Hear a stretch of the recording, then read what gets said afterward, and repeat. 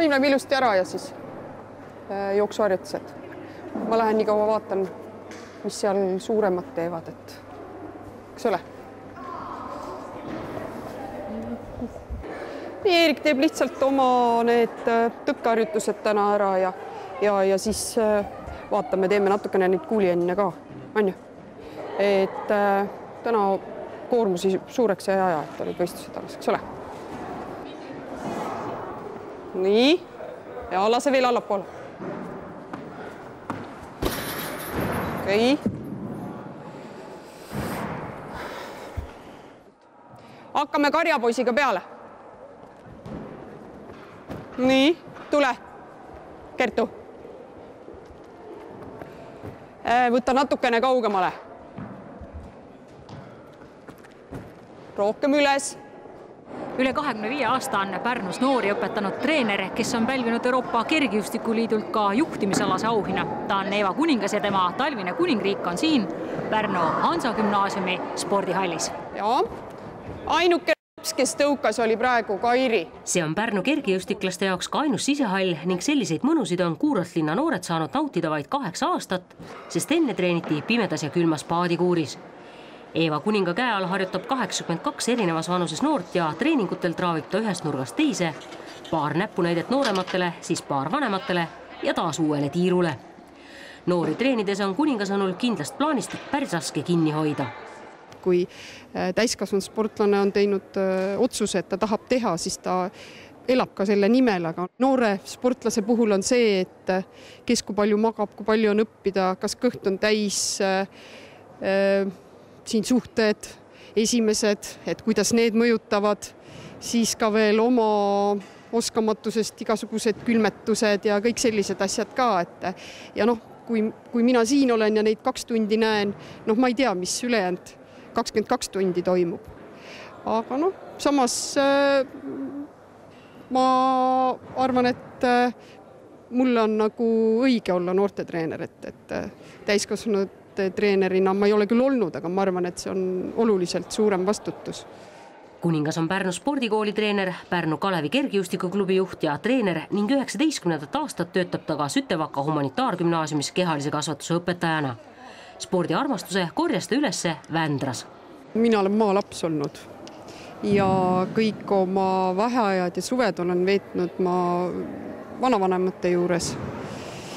Ja siis seal oligi sportides, puuotsas ronides ja rattaga sõites ja parvetades ja kõiksugu mänge mängides.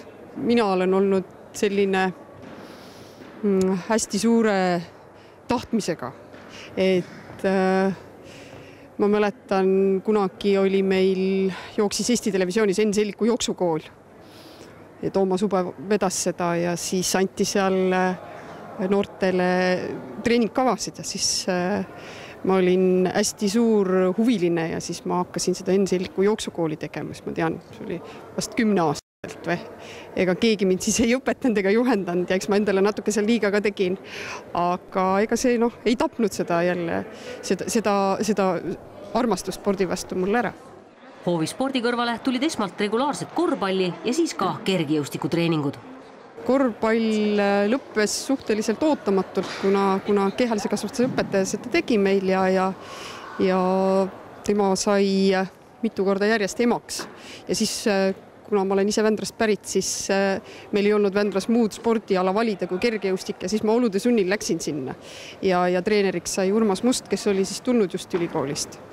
Ja siis ma ikka seal mitmetki aastat tegin ja siis peale seda läksin õppima ka treeneriks.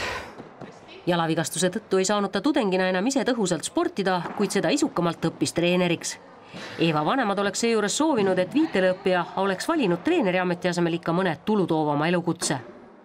Juba sel ajal treenerid said nii vähe palka, et mul isa ikka kogu aeg ütles, et millestki sa pead ju ikkagi elama ka.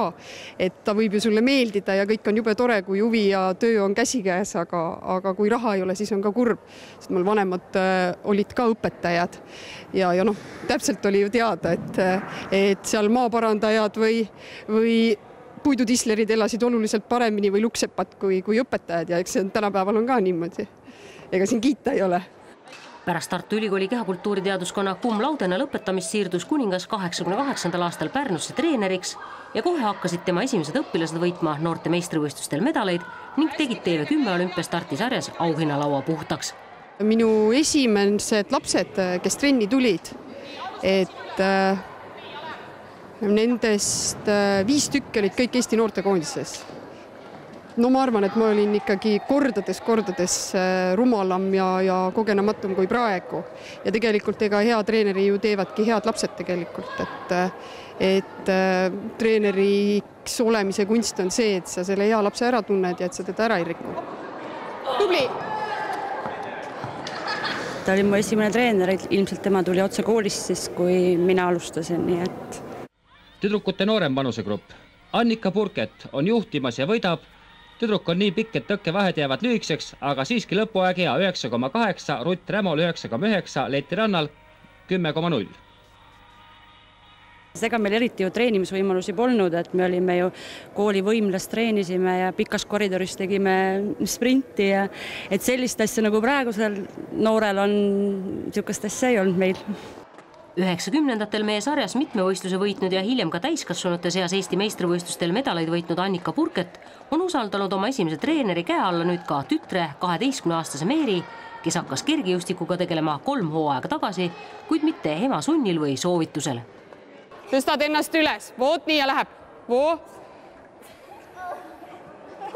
Sa pead kõigepealt ennast üles saama. Nii, Meeri, davai. No nii, võta kinni kätega. Sa pead kõigepealt ennast siia üles tõmbama. Voot nii, nii. Ja nüüd läheb. Voot nii. Teeme 10 korda. 10 korda. Kas sa ema tulemustest ka midagi tead või pead edetabelit, et millised tulemused emal paremad on ja millised sinul on? Me vahepeal õhtul, kui treenil läbi, siis me vahepeal räägime oma tulemustest ja niimoodi. Kas mõni tulemus on sul parem või on kõik ema tulemused hetkel paremad? Ma ei tea. No praegu ikka on minu tulemused veel paremad, aga aega on. Ja 20. tulemus kõige aegade 10 olümpiastaadi edetabelis on veel 4,95 ja Annika Purket Sindi keskkoolis tegi nüüd väga ilusa katse. Tüdrukud viimasel katsel kõik oma tulemusi parandavad ja 5.03 tuli 5-meetrine katse. Ja väga hea stardi sai Annika Purket, kes seda võistlust juhib ja võidab 60 meetri jooksu kindlalt.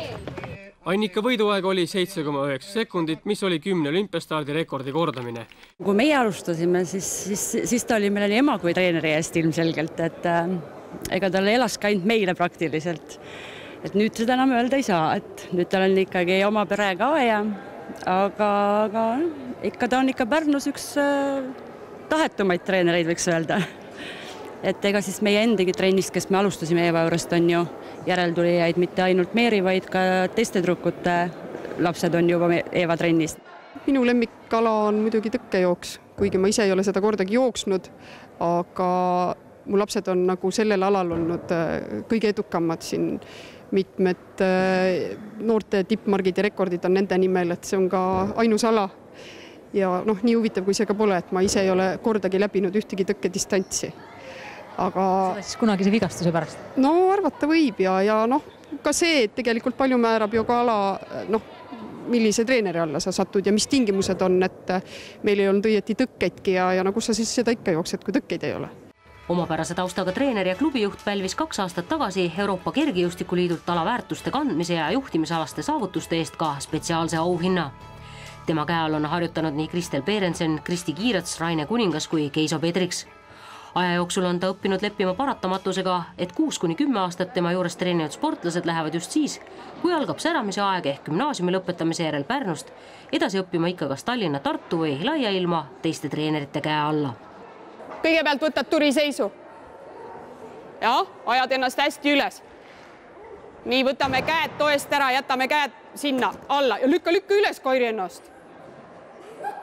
Nii, ja sild. Anet, sul on nurk sees seal. Ja sild. Nii, korralikult. Tõstame ühe jala või käega üles. Ja. See töö meeldib. et see on see kõige peamine, et sa tuled siia halli ja lastel silmad säravad ja et noh, see on nagu või keegi lapsevanem siis kuskilt kuulen, et on hea sõna öelnud, et see on nagu tohutult kosutav ja tohutult meeldiv. Et täna isa oleks rahul, et vaatamata sellele palk suur ei ole, aga meeleolu on hea vähem. Noh, ma arvan küll jah, et ma ise olen nagu mõelnud, et ma teen seda tööd niimoodi, et ma olen mõelnud, et kas ma oma lapse paneksin sellise treeneri juurde nagu mina, et kui see vastus on jaatav, et siis ma olen ise endaga rahule. Kristiina, otse ka üle. Ja? 50 on kokku, 50 keksi. Mida muud hulludele pärnakatele soovida, kui jätkuvat pühendunud tegutsemist, sest eks kunagi tuleb aeg, kui sealsed treenerid ja noored saavad taas ala nautida ka tõelisel kergejõustikustaadionil.